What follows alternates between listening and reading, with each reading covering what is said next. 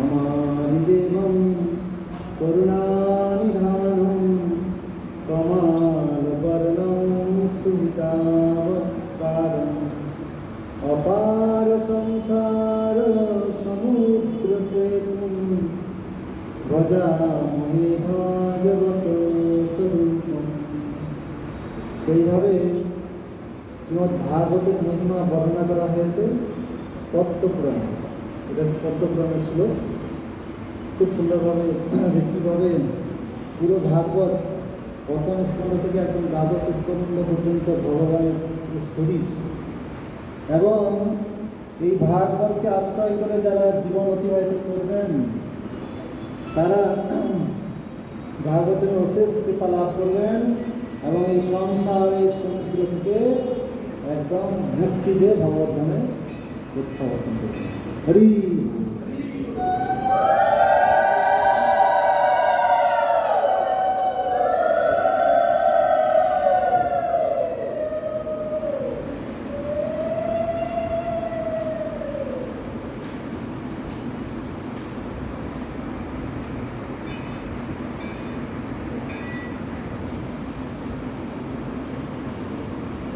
তো প্রথম স্কন্ধ আপনার সকল কাছে প্রথম স্কন্ধ আছে না? দ্বিতীয় স্কন্ধ কার কার কাছে আছে? আর কোনটা? অনেকে এগিয়ে গেছেন, খুব ভালো। তো প্রথম স্কন্ধে আপনারা দেখেছেন সুত গোস্বামী এবং সৌনকাদি ঋষিদের মধ্যে কথোপকথন চলছে প্রথম অধ্যায়ে, প্রথম স্কন্ধে। এবং প্রকৃত যে বক্তা, ভাগবতের প্রকৃত বক্তা হচ্ছেন সুখদেব গোস্বামী। তো সুখদেব গোস্বামী প্রথম স্কন্ধে কিন্তু কোনো মুখ খোলেননি, কোনো কথা বলেননি। জাস্ট আপনারা যদি প্রথম স্কন্ধে থাকে দেখবেন ওই সুখদেব গোস্বামী একদম ভাগবতের প্রথম স্কন্ধের শেষ অধ্যায়, 19 অধ্যায়ের শেষের দিকে সুখদেব গোস্বামী আসছেন, আবির্ভূত হয়েছেন।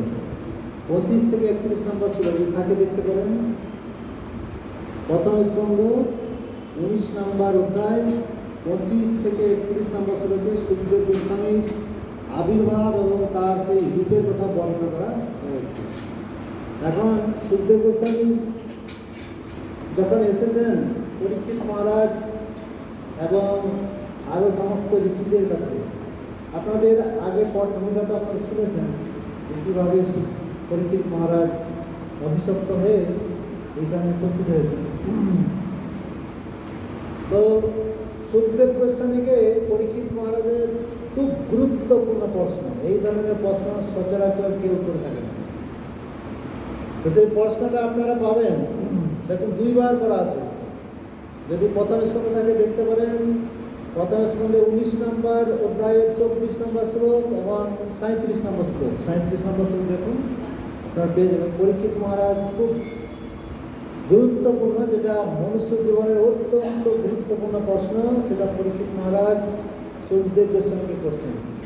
কি করছেন, কি বলছেন?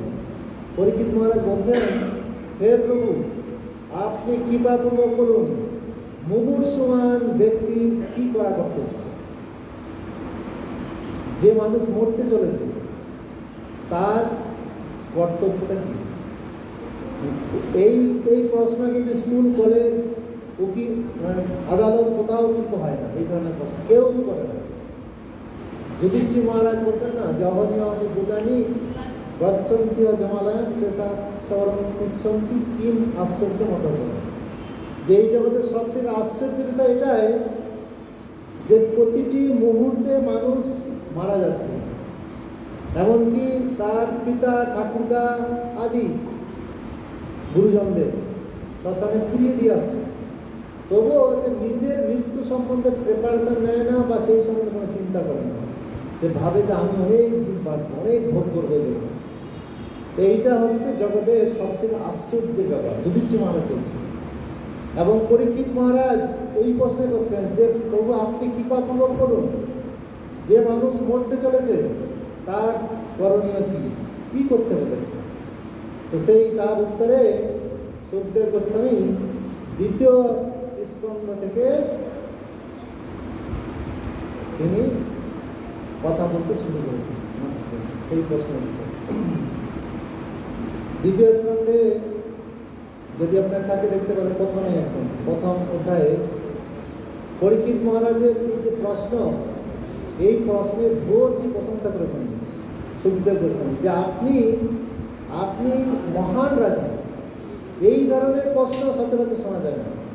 আপনার যে প্রশ্ন অত্যন্ত গুরুত্বপূর্ণ, মনুষ্য জীবনের তা প্রকৃত হিতকারী, কল্যাণকারী প্রশ্ন। সেজন্য আপনাকে অসংখ্য ধন্যবাদ। পরীক্ষিত মহারাজকে ধন্যবাদ দিচ্ছেন সুখদেব গোস্বামী, এবং তারপর বলছেন, দেখুন এই জগতে সর্বত্রই কিন্তু কথোপকথন চলছে, এবং যেখানে যাবেন কিচিরমিচির চলছে, পাখিরাও কিচিরমিচির করছে, গরুরাও হাম্বা হাম্বা করছে, সব চলছে। আর মানুষদের তো মানে কথাই নেই, যেখানে 10টা মানুষ ঢুকবে দেখবেন হই হট্টগোল চলছে, কত কথা মানুষের, কত কথা বলে যাচ্ছে একটার পর একটা। স্কুল, কলেজ, আদালত, বাস স্টপেজ, ট্রেন স্টেশন, যেখানে যান না কেন শুধু চলছে, কথা চলছে। তো সুখদেব গোস্বামী বলছেন যে মানুষ এইভাবে অযথা কত কথা বলে যাচ্ছে, কিন্তু যে কথা তাদের কল্যাণ করবে, যে কথা তাদের আত্মকল্যাণ হবে, সেই পরমেশ্বর ভগবান শ্রীহরির কথা কিন্তু কেউ বলছে না, শ্রীহরির কথা কিন্তু কোথাও হচ্ছে না। এইভাবে সুখদেব গোস্বামী শুরু করছেন তার অমূল্য অমৃতময় বাণী, এবং ধীরে ধীরে তার এই দ্বিতীয় স্কন্ধে 10টি অধ্যায় রয়েছে। 10টি অধ্যায়ের মধ্যে এই দ্বিতীয় স্কন্ধে কোনো লীলা কথা নেই, সব তত্ত্ব কথা। বুঝেন তো তত্ত্ব কথা, লীলা কথা?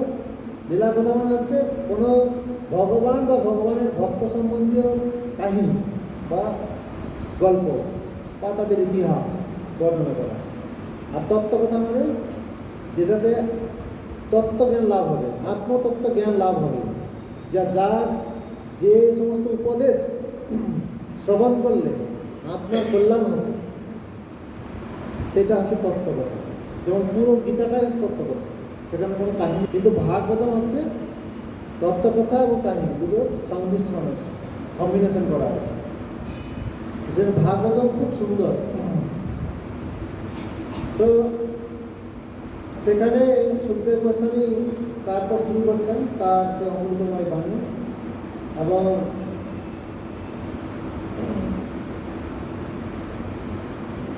সুখদেব গোস্বামী বলছেন যে এই যে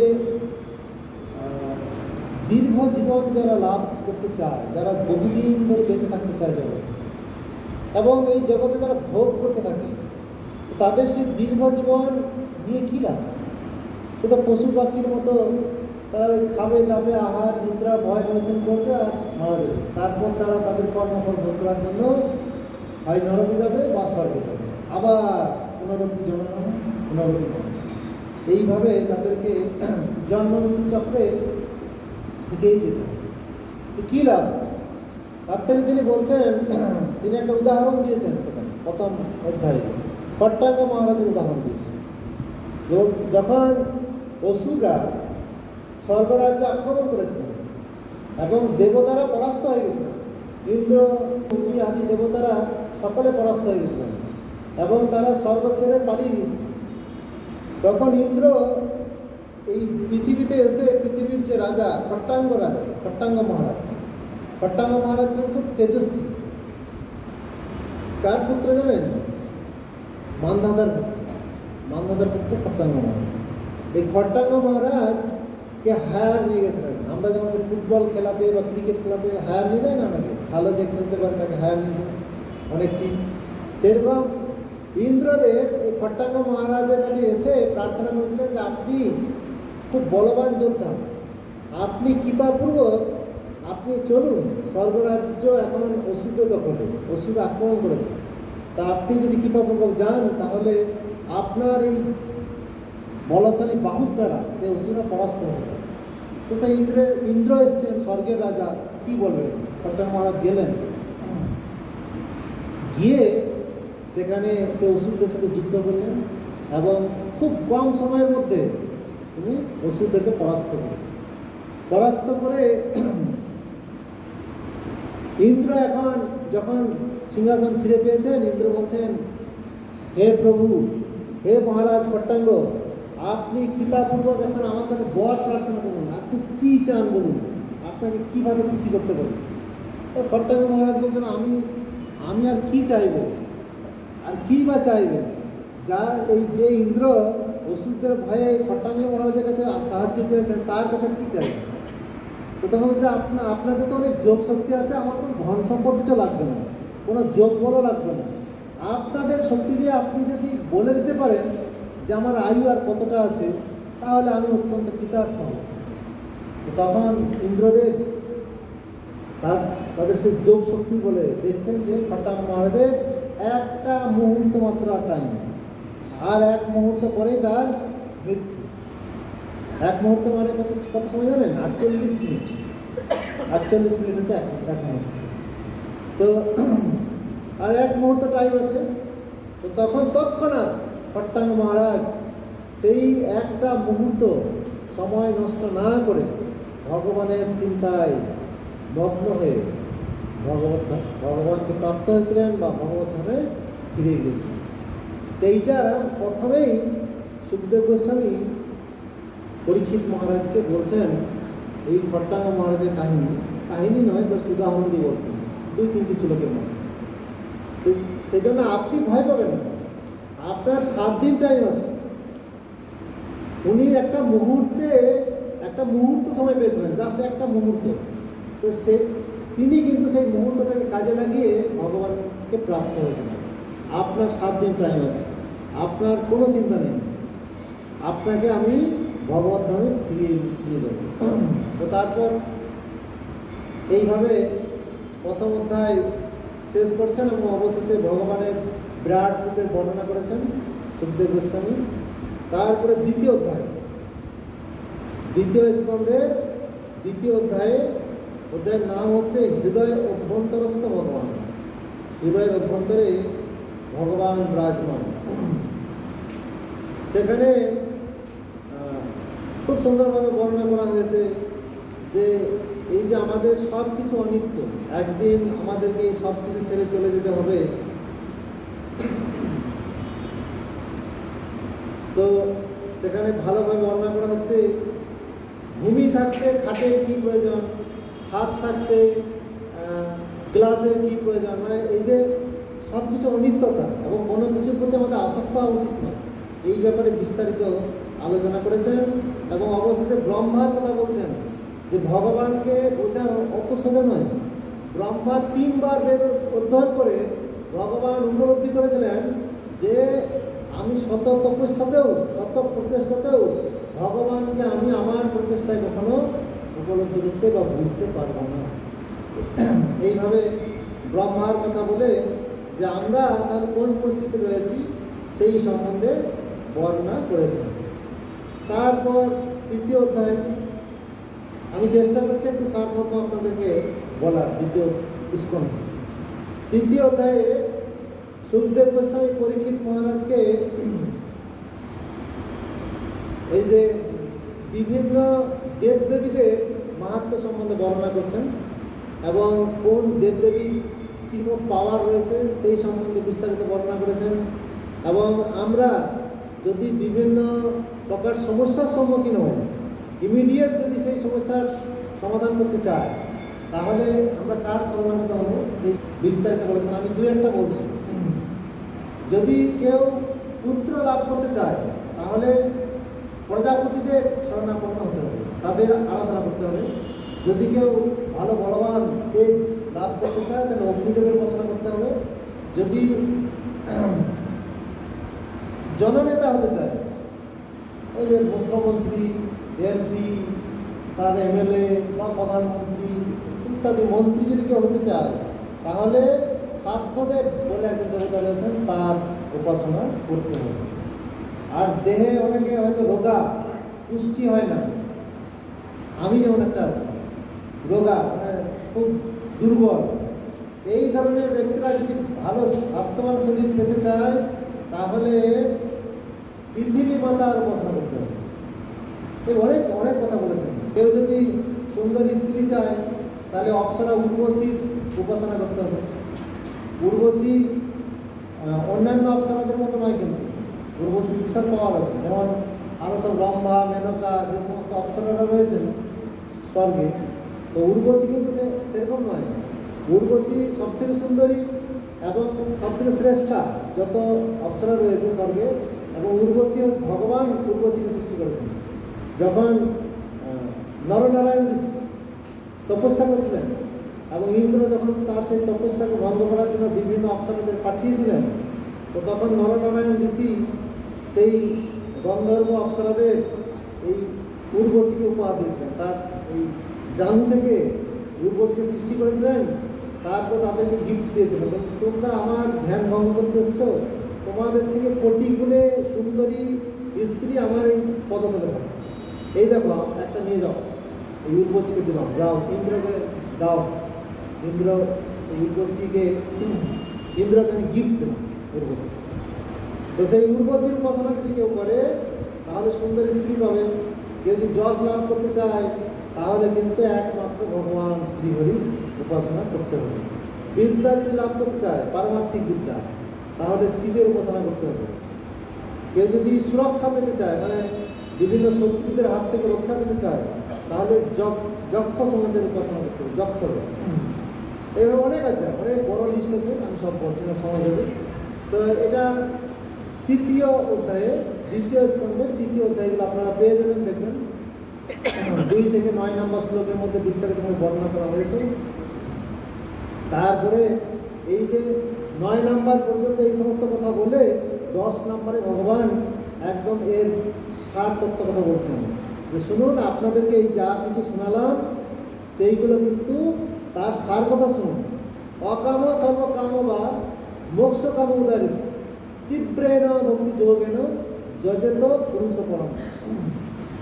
সে কামনা বাসনা কার থাক বা নাই থাক, অকাম সর্বকাম বা, কেউ কামনা বাসনা শূন্য হতে পারে, অথবা কারো বহু কামনা বাসনা থাকতে পারে, অনেক কামনা বাসনা থাকতে পারে।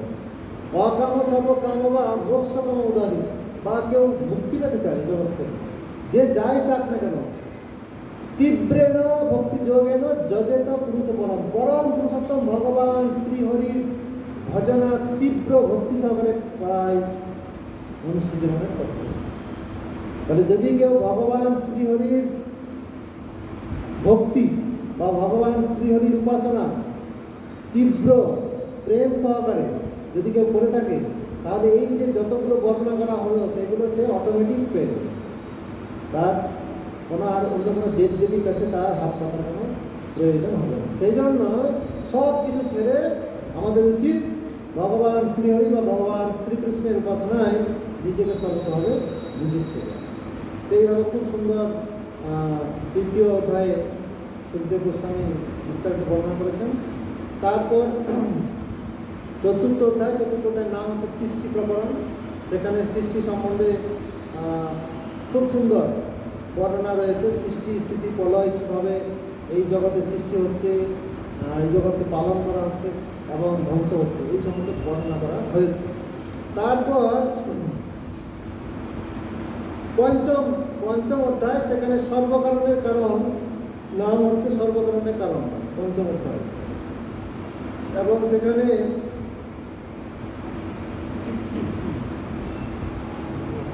সেখানে ব্রহ্মাকে নারদ মুনি প্রশ্ন করছেন খুব সুন্দর, যে হে পিতা, নারদ মুনির পিতা হচ্ছেন ব্রহ্মা। আচ্ছা, এই যে বিশ্ব ব্রহ্মাণ্ড, এর কি সৃষ্টিকর্তা কি আপনি, না আপনার উপরে আরও কেউ আছে? এইভাবে প্রশ্ন করছেন প্রথম দিকে। তারপরে খুব সুন্দর ব্রহ্মা খুব সুন্দরভাবে বর্ণনা করেছেন। তারপর 22 থেকে 35 নম্বর শ্লোকে খুব সুন্দরভাবে সৃষ্টি তত্ত্ব ব্রহ্মা বর্ণনা করেছেন, খুব সুন্দর বর্ণনা করছেন। এবং অবশেষে ভগবানের সেই রূপ, বিরাট রূপের বর্ণনা করেছেন ব্রহ্মা। তারপর ষষ্ঠ অধ্যায়ে পুরুষ সূক্তের স্বীকৃতি অধ্যায়ের নাম। সেখানে এই জড়জগৎ এবং ভগবত ধাম সম্বন্ধে বিস্তারিত বর্ণনা রয়েছে। এই জড়জগতের স্থিতি পরিস্থিতি সব সুন্দরভাবে বর্ণনা করা হয়েছে। এবং ব্রহ্মা হচ্ছেন পালনকর্তা, ব্রহ্মা হচ্ছেন সৃষ্টিকর্তা এবং শিব হচ্ছেন সংহারকর্তা এবং বিষ্ণু হচ্ছেন পালনকর্তা। সেই সম্বন্ধে আরও বিস্তারিতভাবে বর্ণনা রয়েছে। তারপর সপ্তম, আমি এগিয়ে যাচ্ছি, দশম স্কন্ধ, এই দশম অধ্যায়টা আপনাদের একটু বিস্তারিতভাবে বলবো। সপ্তম অধ্যায়ে বিশিষ্ট কার্য সম্পাদনের জন্য নির্দিষ্ট অবতার সমূহ, যে এই যে ভগবান যখন অবতার এক একজনকে পাঠান এই জগতে বিভিন্ন অবতারদের, যেমন নৃসিংহ অবতার, মৎস্য অবতার, কুর্ম অবতার, এই যে অবতারদের পাঠাচ্ছেন, এই প্রত্যেকটি অবতারের একটা বিশেষ কার্য থাকে, বিশেষ কার্যের জন্য, সেই জন্য বলছে বিশিষ্ট কার্য সম্পাদনের জন্য নির্দিষ্ট অবতার সমূহ। এই অধ্যায়ের নামই এটা। এবং আমরা জানি কিভাবে প্রহ্লাদকে রক্ষা করার জন্য ভগবান নৃসিংহদেব আবির্ভূত হয়েছিলেন। এই সব কিছু এরকম রয়েছে, মৎস্য অবতার, কুর্ম অবতার, বরাহ অবতার। বরাহ অবতার তো হিরণ্যাক্ষকে বধ করার জন্য এসেছিলেন। এইভাবে বিভিন্ন অবতারদের কথা সেখানে বর্ণনা করা হয়েছে। এবং 8 নম্বর অধ্যায়ে মহারাজ পরীক্ষিতের প্রশ্ন। 8 নম্বর অধ্যায়ে মহারাজ পরীক্ষিত আরও অনেক প্রশ্ন করেছেন, অনেকগুলো প্রশ্ন করেছেন মহারাজ পরীক্ষিত। দু একটা বলছি দেখুন। রাজা পরীক্ষিত প্রশ্ন, আপনি কৃষ্ণ কথা বলতে থাকুন, যাতে করে আমি আমার মনকে শ্রীকৃষ্ণে নিবেদিত করে শরীর ত্যাগ করতে পারি। এইভাবে খুব সুন্দরভাবে বর্ণনা করেছে। এবং এই যে শুনতে প্রসঙ্গে হয়তো ভাবতে পারেন যে এই যে এতক্ষণ ধরে বসে আছেন পরীক্ষিত মহারাজ, হয়তো তার অসুবিধা হচ্ছে, হয়তো তার খিদের যন্ত্রণা আছে, হয়তো তার তৃষ্ণা পেয়েছে, হয়তো তার ঘুম পাচ্ছে, কিন্তু পরীক্ষিত মহারাজ আশ্বাস দিচ্ছেন যে আপনি কৃপাপূর্বক বলে যান, ভগবান শ্রীকৃষ্ণের কথা আপনি বলে যান, যেন আমার চেতনা, আমার মন প্রাণ সব একদম ভগবান শ্রীকৃষ্ণের নিবেদিত থাকে। এইভাবে আরও অনেক প্রশ্ন করেছেন। নিয়মিত কৃষ্ণ কথা শ্রবণে কৃষ্ণ হৃদয়ে প্রকাশিত হন। আমরা যত কৃষ্ণ কথা শ্রবণ করব, কৃষ্ণ তত আমাদের হৃদয়ে আস্তে আস্তে ঘনিষ্ঠ হৃদয়ে অভ্যন্তরে বসে যাবে। কৃষ্ণের আশ্রয় নিয়ে হৃদয় নির্মল হলে ভক্ত কখনো কৃষ্ণকে পরিত্যাগ করবে না। ঠিক যেমন দীর্ঘ ক্লেশকর পথ ভ্রমণের পর পথিক গৃহ ছাড়তে চায় না। দেখুন, যখন কৃষ্ণ আমাদের হৃদয়ে আসবেন না, আমরা কৃষ্ণ কথা যত শুনবো, শুনতে শুনতে যখন কৃষ্ণ আমাদের হৃদয়ে আবির্ভূত হবেন বা হৃদয়ে অবস্থান করবেন, তখন কি হবে, কত সুন্দর উদাহরণ দিয়েছেন এখানে, যে তখন আর কখনো সেই কৃষ্ণকে আমরা পরিত্যাগ করতে চাইব না।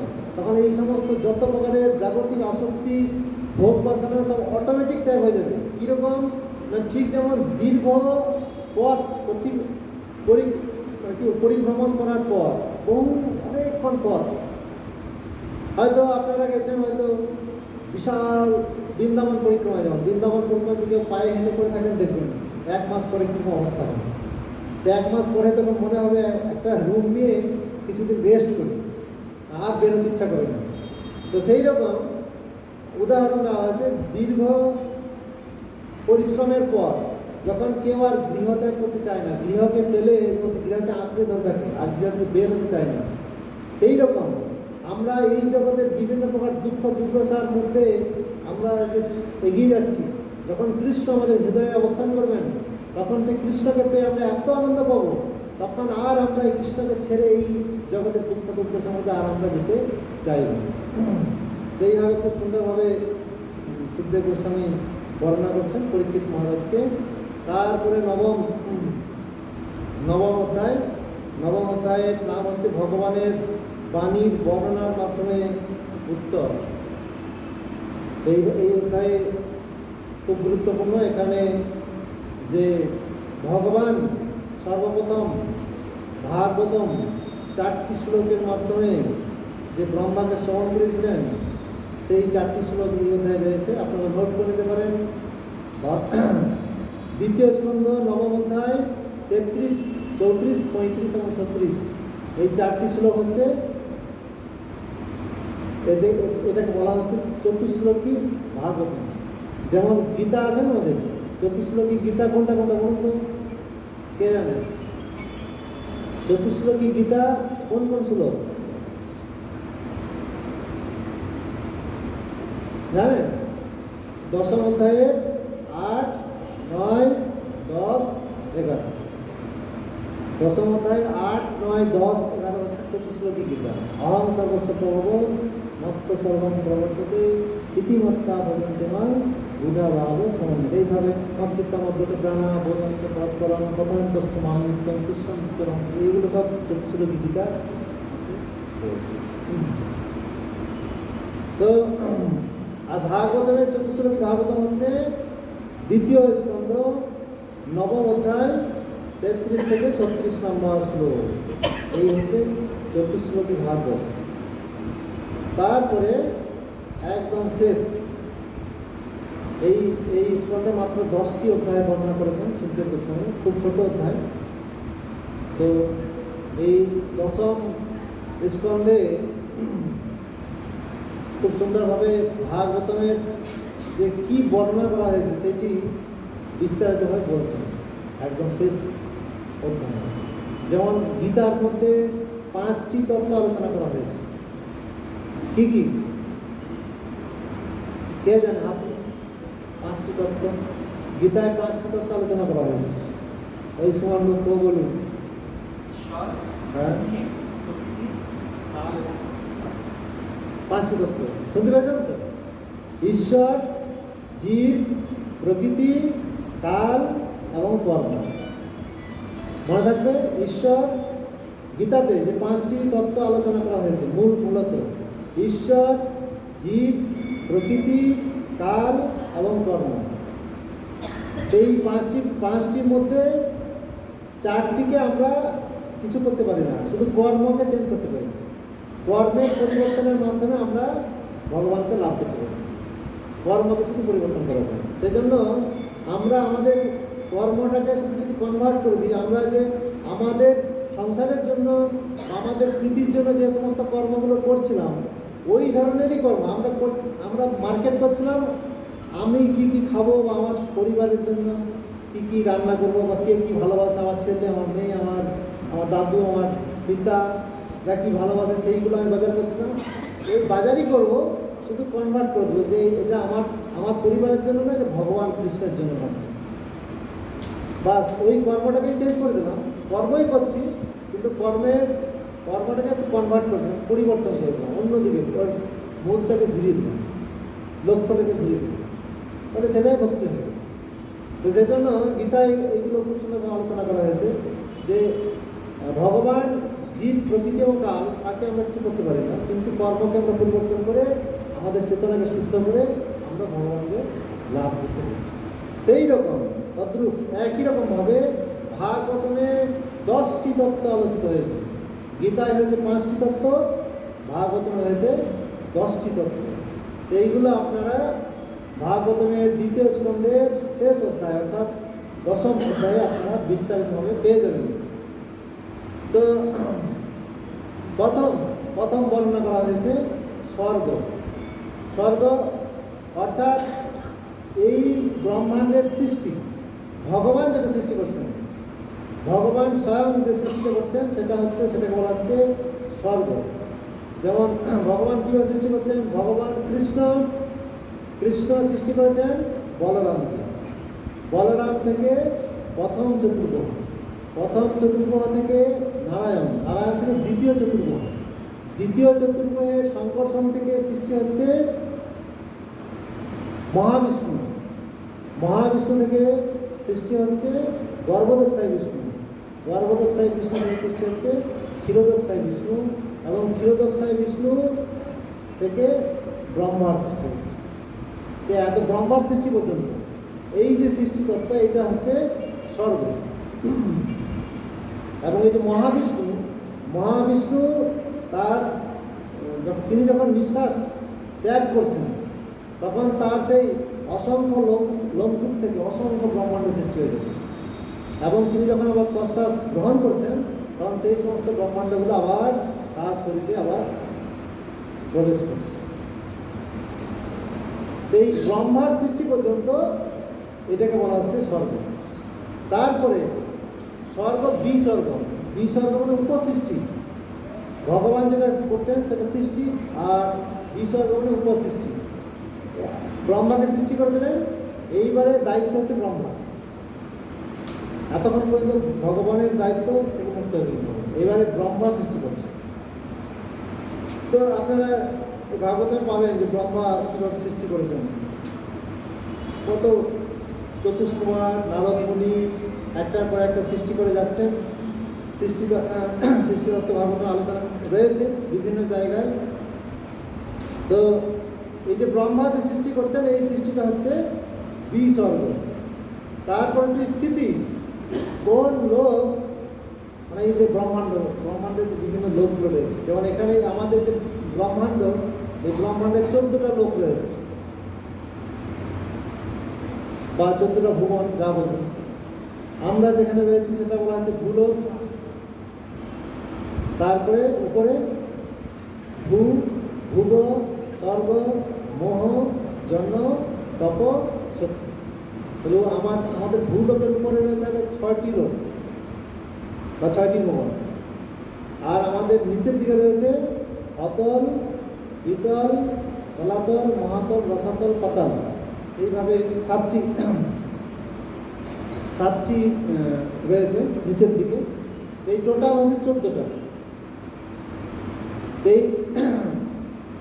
এইগুলো, এই যে কোন লোক, কোন গ্রহ কোথায় অবস্থান করবে, সব কিছু এখন A to Z স্থিতি, লোকসমূহের স্থিতি।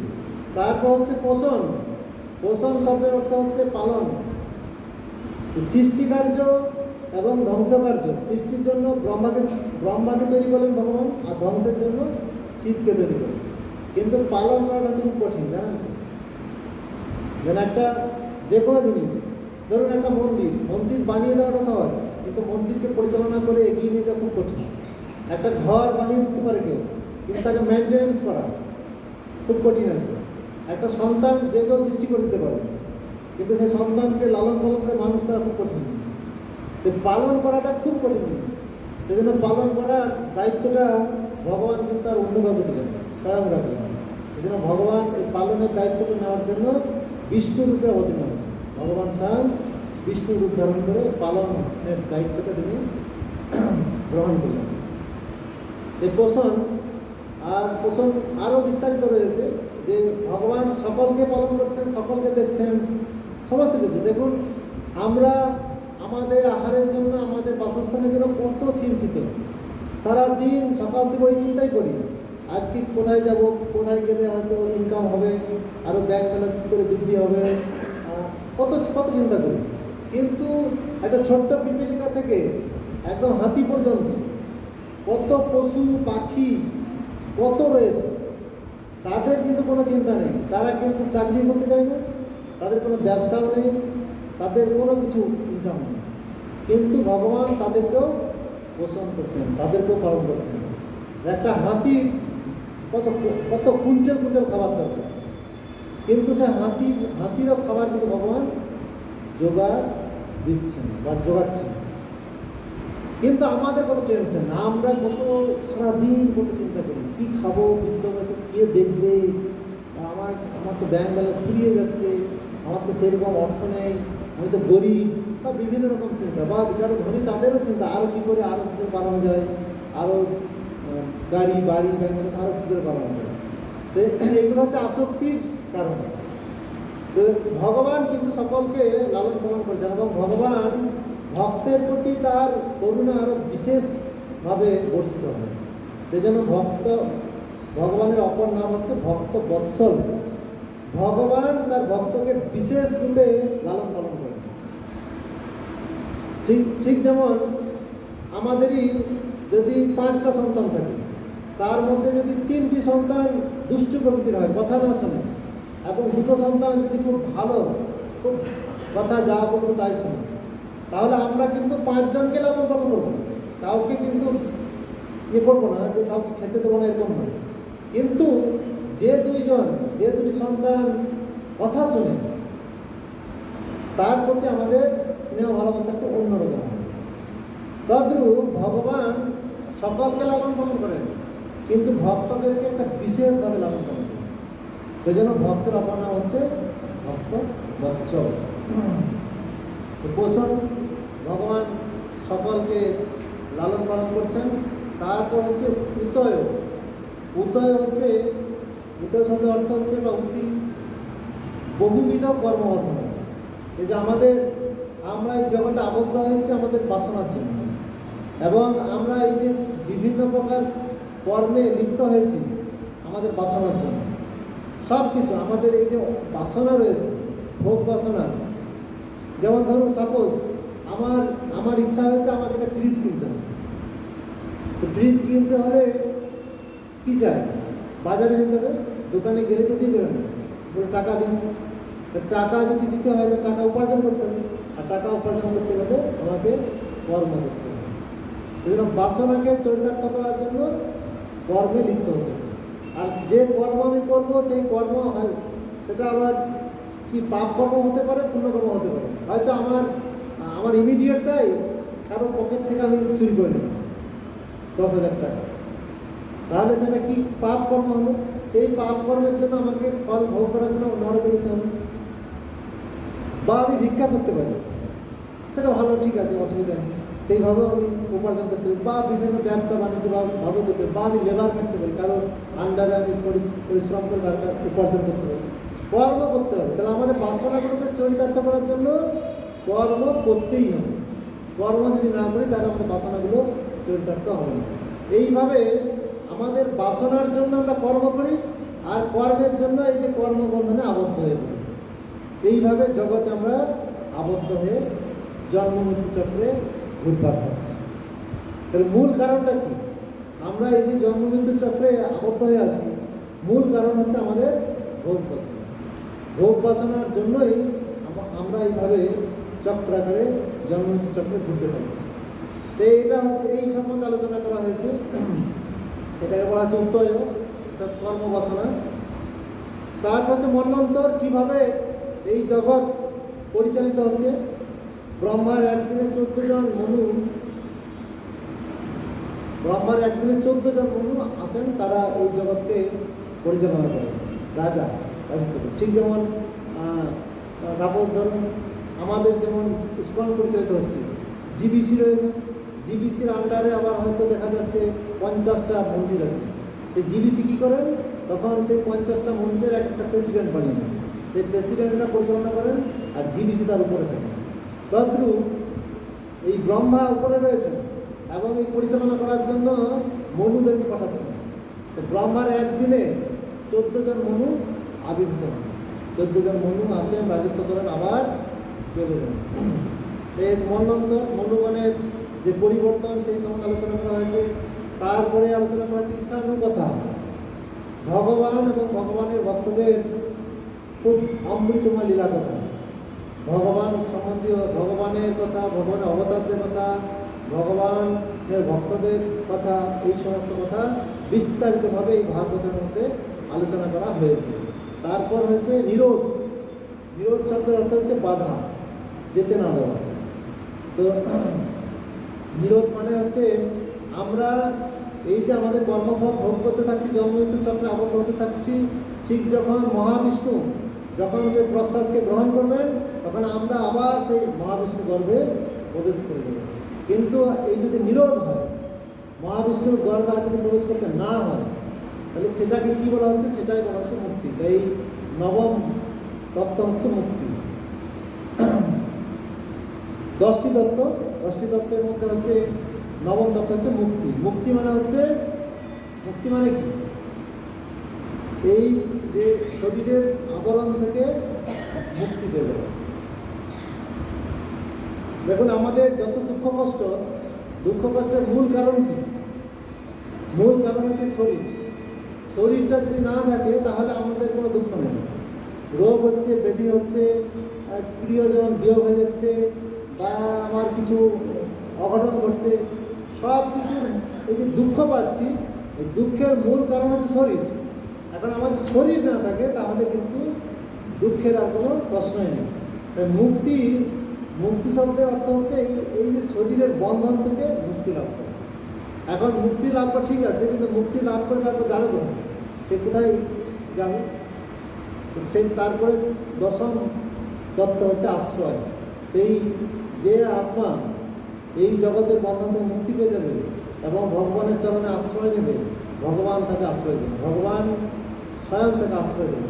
তা আশ্রয় শব্দের অর্থ হচ্ছে ভগবান প্রত্যেকটি জীবকে তিনি আশ্রয় দেবেন, বা ভগবত ধাম রয়েছে আমাদের আশ্রয়ের জন্য।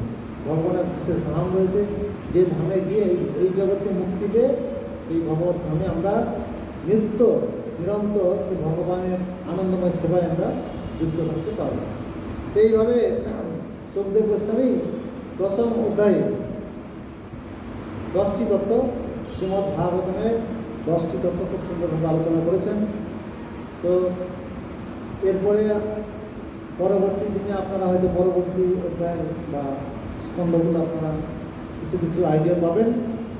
আমি আমার সাধ্যমতো চেষ্টা করলাম আপনাদেরকে এই দ্বিতীয় স্কন্ধ সম্বন্ধে একটু আলোকপাত করে দেওয়া সংক্ষেপে। তো যদি কোনো ভুল ত্রুটি হয়ে থাকে আপনারা আমায় ক্ষমা করবেন এবং আপনারা আমার জন্য প্রার্থনা করবেন, আমি যেন ভগবানের শ্রীপাদ পদ্মে নিরন্তর যুক্ত থাকি। হরে কৃষ্ণ কৃষ্ণ কৃষ্ণ হরে হরে, হরে রাম রাম রাম হরে হরে। অসংখ্য ধন্যবাদ। জয় জগৎগুরু শ্রী প্রভুপাদ কি, সমবেত ভক্তবৃন্দ কি, শ্রীমদ্ ভাগবতম কি, গৌর প্রেমানন্দে হরি হরি। 7 দিন ব্যাপী ভাগবত যজ্ঞের দ্বিতীয় দিবসে শ্রীপদ রামোদর প্রভু আজ ক্লাস প্রদান করলেন ভক্তদের উদ্দেশ্যে। হরে কৃষ্ণ। ভাগবত জয়ন্তী দ্বিতীয় দিবস।